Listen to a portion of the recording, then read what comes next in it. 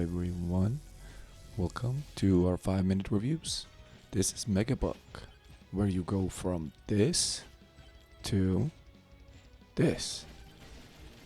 Megabonk is what happens when you take the addictive chaos of a vampire survivor style game and throw it into a 3D arena. As always, we're going to divide this review into 4 sections: gameplay, world design, sound design, and story. We'll start off with gameplay. At its core, it's a roguelike that's a survivors-like in 3D. You have certain movement, jumping as well as sliding. The jump button isn't a gimmick, it's a strategic tool. You have to use it to get away from danger.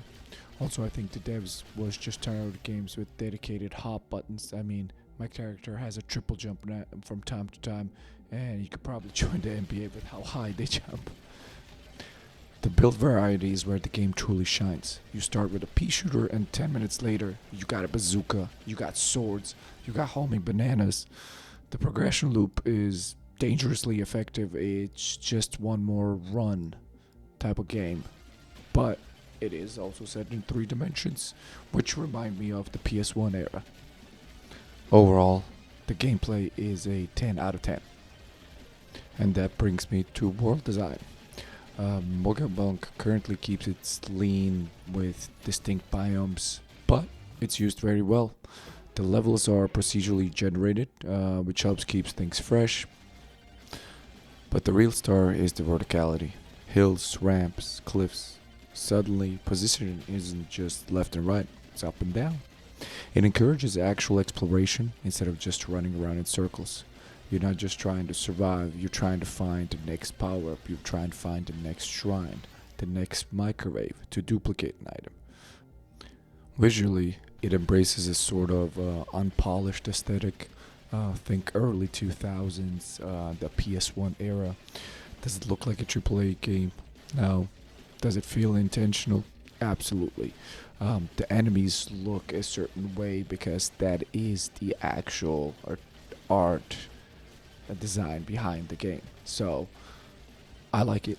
It serves its purpose, and I think the reason why they went with this was to be able to present as many enemies as they could on screen for you without your hardware crashing.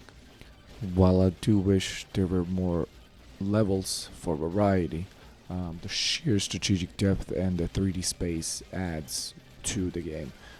It does make it feel unique each run.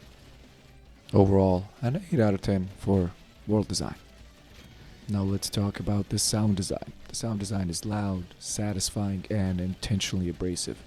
Every upgrade, every enemy defeated, every special ability has a chunky, punchy audio cue that really does give you a dopamine hit.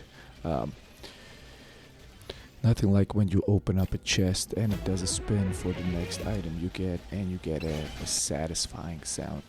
I love it. The overall music direction is a chaotic mix of high energy electronic beats.